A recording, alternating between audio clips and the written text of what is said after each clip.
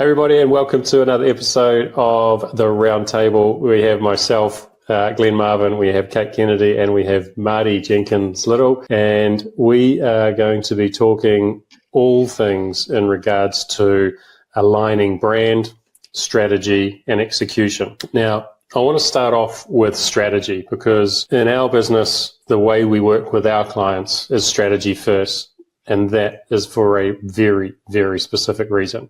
Is because without the strategy, you are being reactive. And in my area of expertise in and around business strategy and business coaching, those long-term, big picture goals are just as important as those short-term actions that we are taking on a daily and weekly basis. So once we nail those big, hairy, audacious goals, what is that 10-year vision for where you want to be? Or if you have a specific event that you are working towards, whether it be exiting the business or a particular revenue number or a particular headcount, what is it that you need to be doing over and above the business as usual to be able to achieve that? And to say that you know exactly what you're going to be doing every day for 10 years to get to achieve that is a big ask, which is why you then break it down. We need to look at what we call the 3-HAG. What is that 3-year plan? Where do you think that you're going to be in that 3 to 5 year period? And that is directional because, as we know, things change. But that big, massive goal should be your North Star that you are focusing on for all of those things outside of your business as usual, that you can really, really nail. Once we've got that 3 to 5 year plan in place, looking then to things that we can really have a tangible impact on in the short to medium term. What is it that to be able to achieve that 3 to 5 year, what needs to be accomplished in the next 12 months? And this is where it really does start moving the needle when it comes to marketing, when it comes to business performance, because there are certain things that you know that are going to take investment. Certain things you know that are going to take time, and both of those things are incredibly precious in this day and age, and we get busy reacting to just the shit that happens every day in our world. So when we're really committed and we have it actually documented, what are the things that have to be achieved in the next 12 months, we can then take that next step back and we can go, if we're going to achieve that, what are we going to achieve in the next quarter? What are those things over and above business as usual that have to happen that we are going to commit to doing to help us achieve those bigger picture goals? And again, when we then look at the impact in regards to marketing, that's when it can get really exciting, also very stressful, but very impactful as well when we break it down to the quarterly. And from there, you can follow that rhythm. What are you doing this month, this week? What are you doing today? It's quite a simple process when you look at it like that, of breaking the big things down into little concise actions that you are taking towards the bigger goal. And Marty, that's where philosophy and that process that we've got in and around sort of the marketing action plan really kicks in, isn't it? And you know, maybe talk us through that and what you see around those other things around aligning brand strategy and execution that are really impactful for businesses that you work with day in, day out. Yeah, for sure. So as far as marketing action plan goes, that's the piece that turns what you're talking about in terms of where are we going, and it's the how are we getting there, but what are we doing to get to that point as well. So obviously to achieve your goals that you've got, be it quarterly or for the 3 years or the 10 years ahead, is the resourcing is essential for it. But the how do I achieve that, and within each channel, what am I taking action on to do it? So first of all, I think the important part is the higher level needs to align with what you're doing in those channels, and then you've got to have your channel priorities and alignment between channels towards your higher level goals in order to get the outcomes you need for a business. So you can't have, let's just say, meta ads, or be it an external or an internal resource off in their own direction, chasing a return on ad spend target infinitely, and equally beating last year's revenue isn't a goal that you can hit every single year and transform your business in.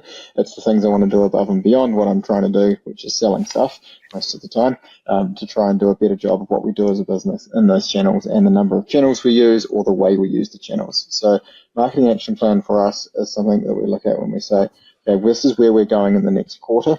as an example, the things we're focusing on, the things that are measurable and tangible for us in that are always going to be sales. There might be a component of lifetime value in that. There might be a customer acquisition cost that we're trying to hit, or an efficiency ratio, or the development of channels or activations within channels to support that. So is that a new channel coming online? Have we run Pinterest ads before? If not, how do we do it and how do we prioritize that? And what are we doing? And say if that's our new acquisition point that we're bringing people in at, how are we then developing something like a system like Klaviyo where we've got our customer data and we can manage life cycle to try and say, well, people are coming in and they're purchasing. What's happening for their second purchase? And I'm developing, say, purchase nurture through for a first time to create a repeat customer for a first or second purchase. At what point does that happen? How do I set that messaging up? How is that audience then connected back to the mediums that I'm talking to? So is it SMS, is it email, or am I segmenting that audience for targeting somewhere else in Meta? So the enablement of lifecycle through something like that is both theoretical in terms of what am I trying to achieve with who, but it's also practical. How am I trying to achieve it? So I might have a 3-step email flow. I might have an offer in that. I might be A/B testing an offer, but I should certainly be focusing on that element. And then when I look at that over a month, I say, I'm trying to achieve these 2 or 3 things this month with this team or as manager that's across these things. And we're going to prioritize them 1, 2, and 3 to break out through the month. That way, if let's say if component 2 ends up taking more time, maybe 3's bumped, but we've got 3 months worth of plan there to be able to call on to say, all right, this is what we're developing in the business. These are our actions we're taking. And in between that, yes, we're running something like a winter sale, but the winter sale isn't the strategy. The winter sale is the activation. The strategy lives around that.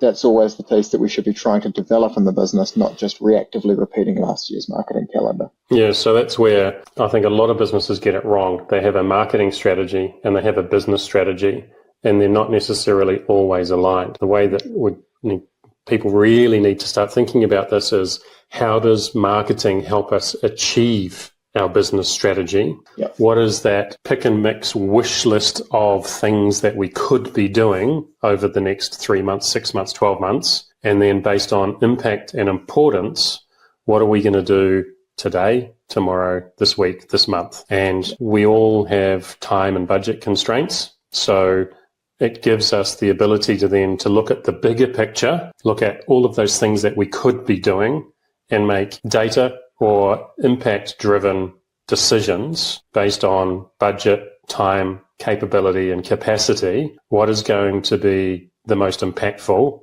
on our business that we can work on today, on top of BAU? Yeah. Yeah, and there's always the component of how we measure it as well.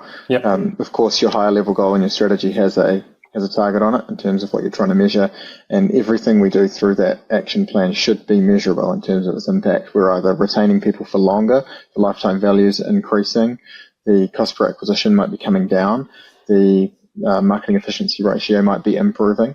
Whatever it is within the business, there should be something outside of launching a new creative isn't going to solve your acquisition problems, or launching a singular campaign or creating one email isn't going in one email flow, I should say, isn't going to solve a lifetime value issue in a business. But those channels, it's the working together piece. So we're working on, this is our target outcome for our business, and this is how we're doing it. That's your action plan. And we try to focus as much, talk with people as much as possible around more of those actions and the priority actions happening to make a outsized difference in what happens year on year. Yeah, I think you said something really important there around launching or releasing another piece of collateral or another graphic or another piece of content.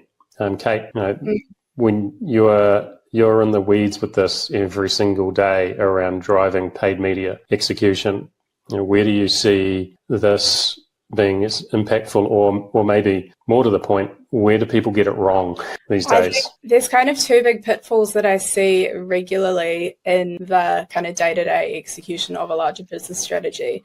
And the main one is the content selection and the style of communication that you're putting out. You need to think of your paid ads are that window into your brand. It's how you want to show up for your customers and how you're going to communicate. What is your brand promise to them? What are you offering? And often I see a lot people get sucked into trending content, new hook, new channels, because that's where the young people are moving, but it might not be where your audience is moving. That might not be the way your audience to be spoken to or wants to engage with you. And so when you're thinking about your channel selection, your content creation, you need to keep in mind, that starting point, Glenn, that you mentioned around, what is your brand strategy? What are your goals? And then how are you going to align your creative by channel to really attract that audience to want to drive lifetime value? Yeah, and I can think of two really massive cock-ups out there in the world over the last wee while. Budweiser, their Bud Light campaign, and also the rebrand of Jaguar, which was completely off the mark and was absolutely crushed when it got released. And the other thing you were talking about there was the brand promise, which I think is really important. And when it comes to overarching the fundamentals of business, there is two absolutely critical things that we need to do well. And they both play into each other, but you need to have a different mindset in how you're looking at them. One is values. Now, all too often I see values used as a marketing tool. Look at us, we're all inclusive. Look at us, we do this. Look at us, we care about the environment. Look at us. And that's great, but your values need to be, the mindset you need to have about your values is, this is who we are and this is how we operate. Your brand promise is what we are going to do for you and how we stand behind it. And yes, you can talk about your values if you think that your audience is aligned with that and it's something that's really going to get them across the line. But, guess what? The reality is most people, and if you're thinking about the majority of people out there in the world, they don't really care if your values and your brand promise aren't aligned. And if you have something about the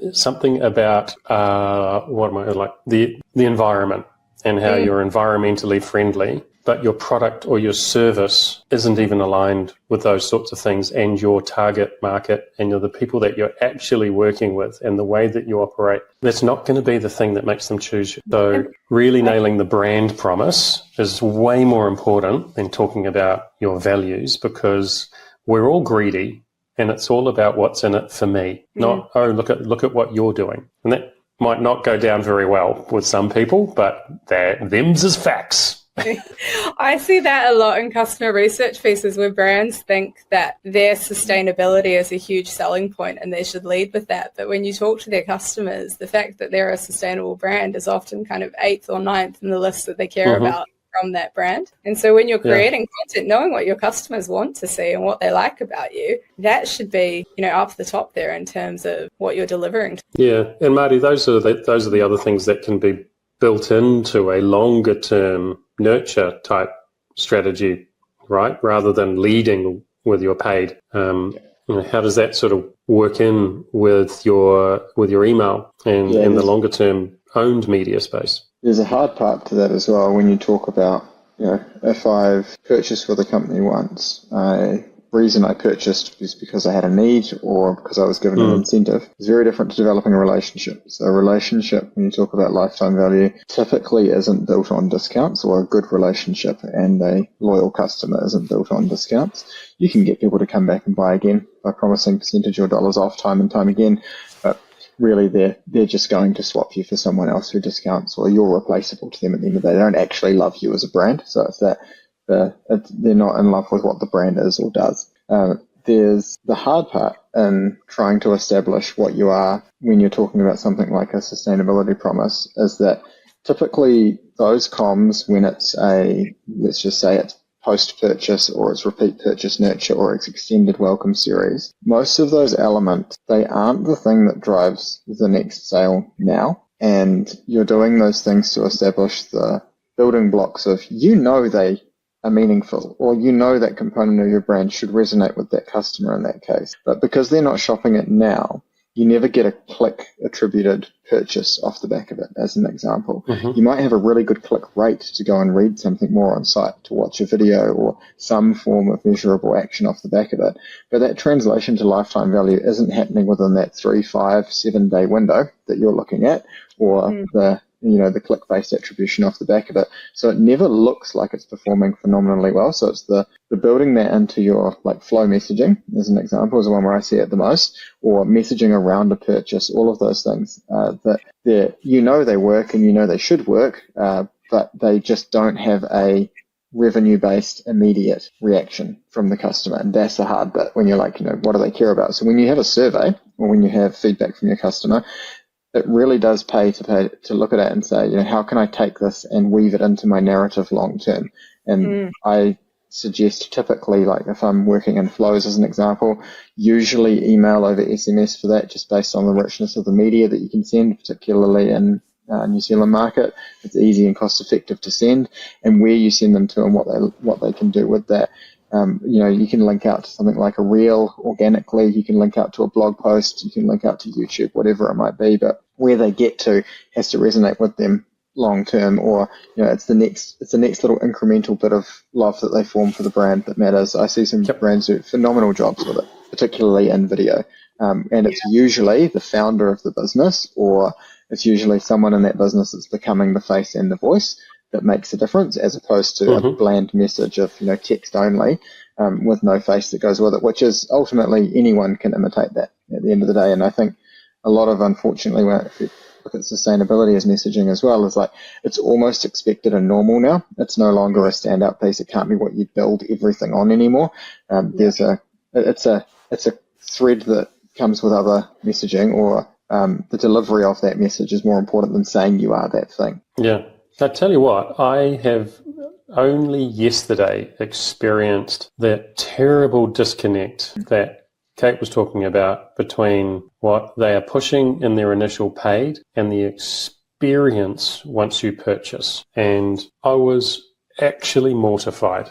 And it wasn't a big purchase. I have recently moved to a Remarkable note taker as opposed to my iPad. I also one of the things that I wanted to do was move away from my paper-based planner in note taking and start leveraging the Remarkable. And yesterday I saw this brilliant piece of paid media video ad about this planner, everything that you could do with it. It looked so good because I've got some very, very specific things that I like to journal on a daily basis and track and monitor and things like that. And you could customize this planner with stickers and move them into the different parts of the PDF and everything like that. It's great. I actually commented on the ad beforehand because everything in the video was done on an iPad. And I said, is this compatible with the Remarkable Pro? And great experience. They commented back within half an hour, yes, absolutely. So I went ahead with the purchase. The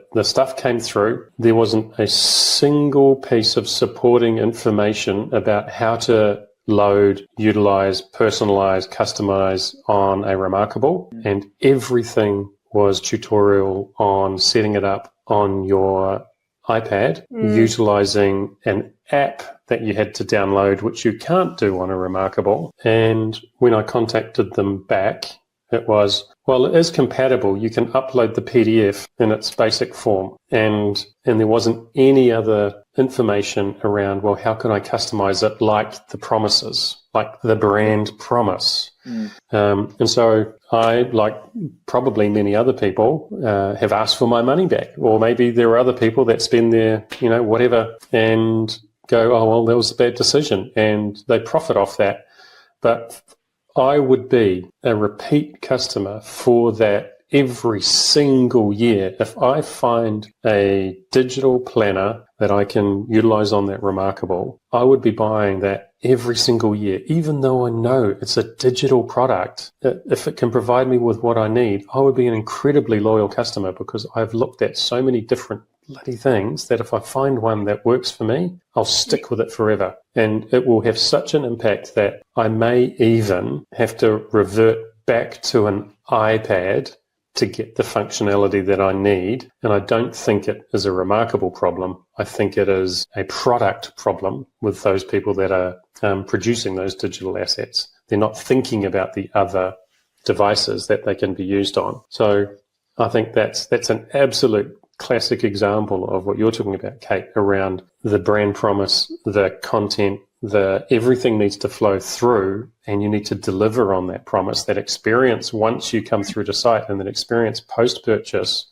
needs to be so aligned with what you're promising, because we all love to promise the world. Yeah, so that's my rant. My God. But that also, Marty, is where those flows and things like that can be so powerful when, and even asking those questions at the time of purchase, right? If I use that as the example, even asking that question, or even cloning the product and saying, this is for Remarkable, purchase this, for a iPad, purchase that. And then you could have a different sequence of comms that's tailored to that user. I mean, how would that work? I mean, from your perspective, is that, I'm just thinking out loud here. Yeah, no, it's probably one of the common mistakes I see around, firstly, what's triggering the message, and then secondly, why they're getting that specific message off the back of it. So the why send the first message, and how do you've done a lot of selling to get to the point of someone wanting to buy that product. You've convinced them, you've made the promise on what they should be hoping to experience off the back of that product or service that you've sold. So there's the setting of the expectation at the point the order was placed, like here's what's going to happen next as an example, or here's what you do to get set up next. It's probably your first purchase in this case. Here's what to expect. Let's just say the product ships or not, standard confirmation tracking, etc. off the back of it.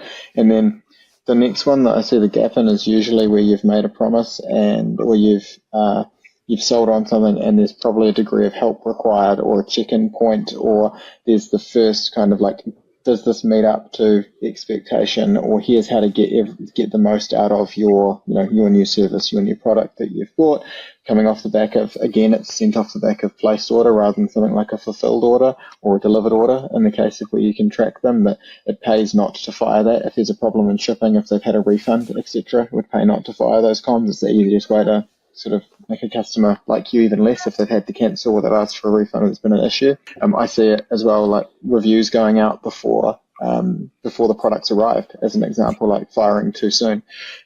Things like that are probably the fastest way to let people down on the promise you've made, right? But outside of that is the what next, and what do I start talking to this person about, is two routes to it most of the time, which is either there's a data-driven predictive component that we can work off the back of, where it's like, you're similar to these customers and this is when they bought next, so let's start nurturing that sale 2 weeks out. There's kind of one theory to it.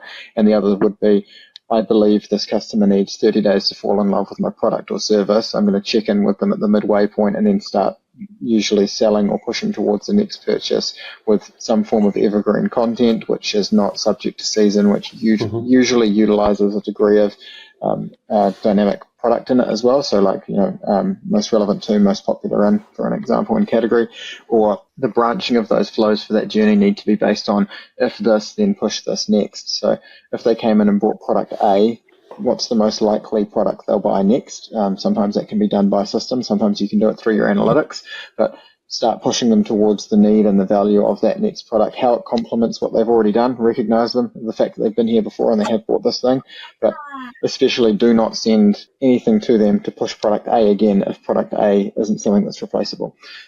That's the one that I see people going wrong with, like batch and blast campaign versus flow component, where you're like, don't try to push this thing again if they've already bought it, or if they bought this in the last few days, don't push this again. It's not time. You exclude, deliberately exclude. Let the post-purchase care and nurture take care of that.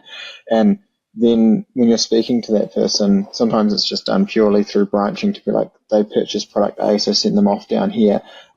If they purchase naturally again, they don't need that extra support to make another purchase. There's always going to be that kind of customer who organically comes back and buys again under their own time frame or their own unique circumstances. That means they do want another version of product A. If they do, don't start the nurture sequence twice, as an example. Maybe they're buying it for someone else. You can't predict all of these things, but if they do buy again, stop sending them those emails and start again at the next nurture point or whatever it might be. Really, really important to make sure you make sure you keep them on that journey towards the next purchase, because it is your lifetime value at the end of the day. And then you're calling on levers like further improved quality of life. It might be more enjoyment. It might be a degree of consumption. It might be a bolt-on that goes with whatever it is. The reason that they're buying it could be loyalty points they've got to spend, and then moving down towards things like an offer as an example, but not jumping to, here's a percentage off your next purchase right now.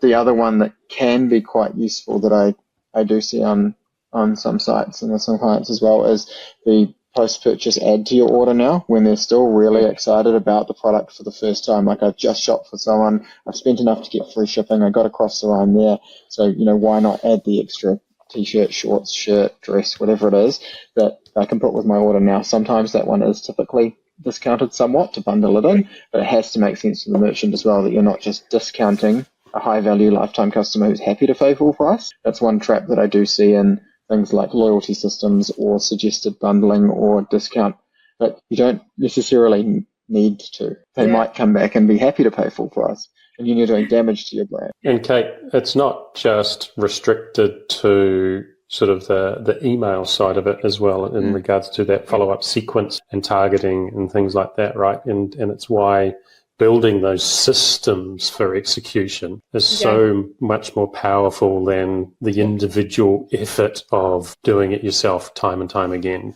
So how does that sort of play out in the paid space? Like, when you have your paid campaigns and you understand the purpose of each campaign and the audience that you're talking to, you need to be really clear on what is their level of brand or product knowledge. Have they shopped before? What kind of customer are they for your business, to then tailor your communication to that specific customer. It's something that we touched on last week around the sale customer, where you might have someone that only ever shops on sale, but they're really loyal. When there's a discount, they'll come back. But we don't need to show them high value, brand new products to get them to drive a sale. And we don't need to dilute our, VIP always on customer with our aggressive discount messaging. And one of the other things you touched on, Glenn, when you were talking before, is around customer service and comments on Facebook and engagement across your social content. I think brands sometimes forget that that's a human wanting to engage with you, and the way you engage, the way you answer those questions, the way you share your brand information, that too needs to align with your brand promise and what you are offering. Because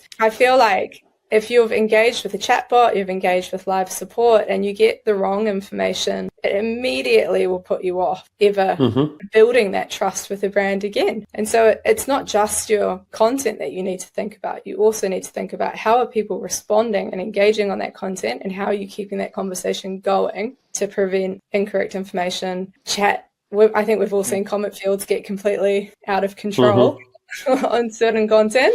And that's all a part of content for your brand that aligns with your strategy, the paid environment. Yeah. And look, in the end, we're all in the business of giving people what they want for a profit. And that is probably what so many, I'll say, marketers forget, that the profit piece is so important. It's not return on ad spend. It's not cost per click. What are all of the other factors going on in the business right now that we need to factor in to make this profitable? And as a business leader that has a marketing team, you can't just constantly, we can flip it around the other way around. You can't just constantly add cost to the business or cost to the product development or cost to the business and expect your marketing team to constantly get a cheaper cost per acquisition just because it costs more and we need to maintain that profit. You need to get better at the systems, better at the structure. You need to keep as much of that gross margin as possible. And marketing efficiency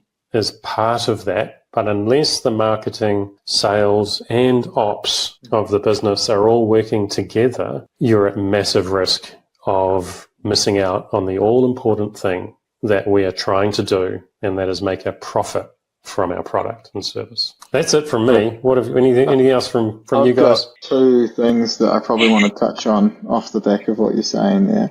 The first one is alignment between where the business is going, what you're doing to get there, and the promise you're making, how you're delivering on it. I want to talk about briefly what the disconnect is when you either just aim for a target return, as an example, or internalizing versus external resource and skill set on that as well. Like the number of times I see a external single channel provider, siloed mentality, driving leads to nothing at the end of the day, like no connected, capturing a lead with no connected email, no retargeting off the back of the purchase, just spending money to generate a cost per lead and saying that that's a job done. It seems like businesses have the appetite and talent nowadays to start bringing a lot of that back in-house to understand that these things work together and there's an experience for that customer, one, which is probably the most important. If you're promising you need to deliver on the literal resource you said you were going to give them, but more so that the wider sentiment towards your brand and market. Like I've seen ads where people are like, is this a scam? Why didn't I get my PDF, whatever it might be, off the back of it? That because they're run by someone external who ultimately has no connection back to customer service comms and for whatever reason isn't monitoring the comments on the channel, that they just continue running or they continue spending a budget, and then the business is wondering why they're not acquiring at a more effective cost, or a more efficient, I should say, cost per acquisition. Yeah, and they may not know that just somewhere something's broken. There's a big leak, and it happens because of the externalization of that resource and the lack of alignment to the overarching strategy and the promise that we're delivering on. Like they've interpreted the job as it's my job to spend a budget to generate a metric at the end of the day. I think that's a real risk, and either mindset probably can exist internally as well. Like it's my job to spend a budget, as opposed to it's my job to acquire customers that land on this pathway towards a first purchase and a repeat the purchase right and a customers. lifetime. And the right person as well. So I think that is really important when you're deciding how you resource your business and how you resource your strategy in terms of your month planning. So when I'm executing monthly, what am I focusing on and how does it connect is probably the big one.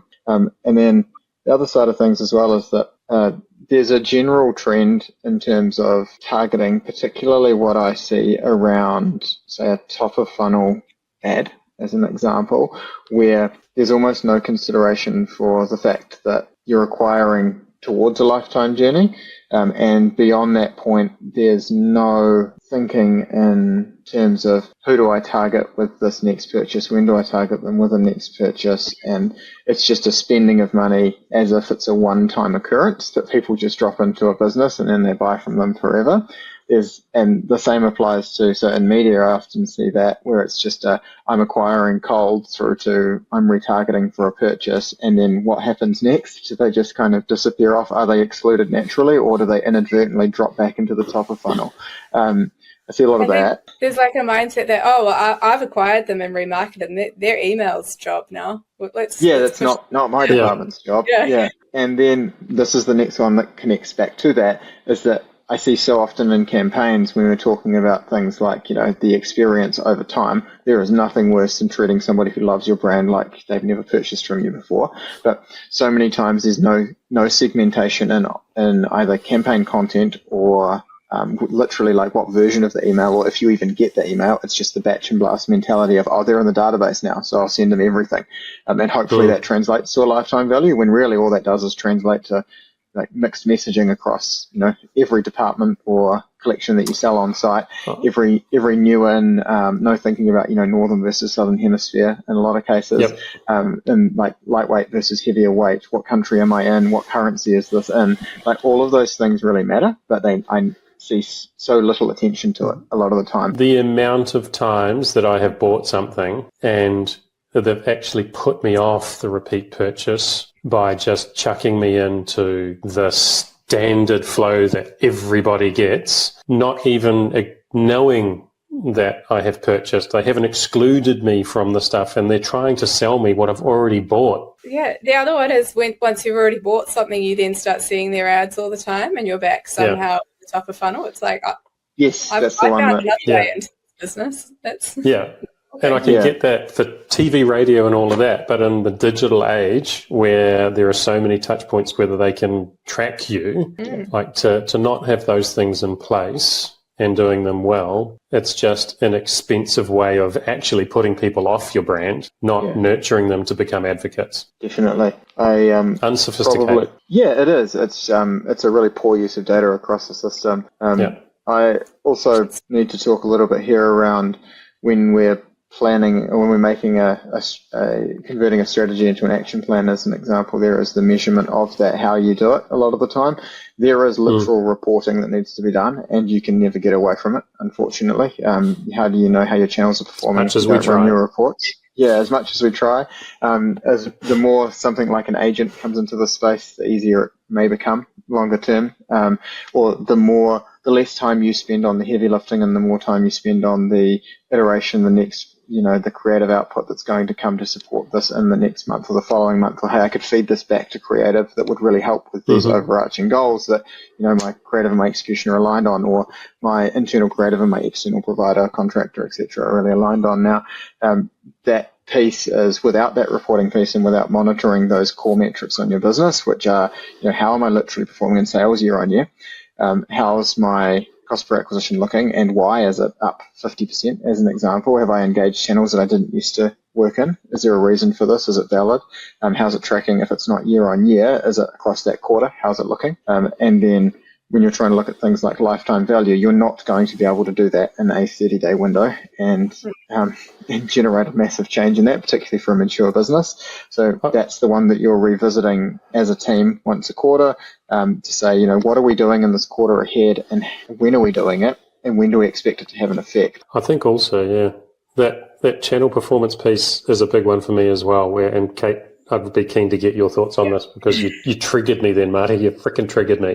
The amount of businesses that I've worked with or been part of where they have been so focused on pumping money into the channel with their best return on ad spend, as opposed to having a mindset of what are we prepared to pay to acquire a customer, and if any of the channels are performing under or to that metric, we should keep on and investing in that. It's not a matter of how do I get the cheapest. That's what is a customer worth to me, because not every customer is in every channel, and every channel does have a different cost structure associated with it, just based on so many different variables. So change the mindset from I'm just going to go with the cheapest channel to what am I prepared to pay for a customer? What is it worth to me? And then any channel that performs to that, you should keep on investing in until it doesn't meet that criteria. Yeah, absolutely. And I think you need to understand the role that the channel plays as well, and what value it's going to bring to either acquiring new customers or retaining your loyal customers, because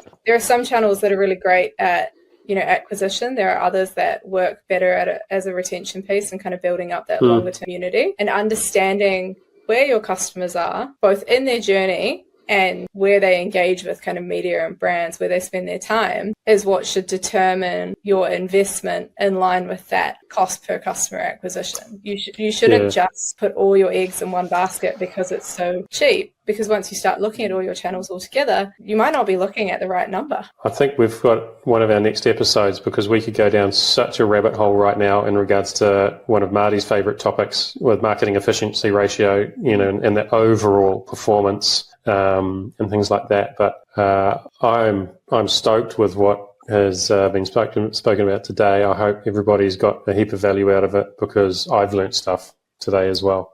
So thanks both of you, and we look forward to seeing all of you guys in the next episode, where we are going to be talking more marketing garbage for you. Looking forward to it. Sounds good. Thanks for having us, mate.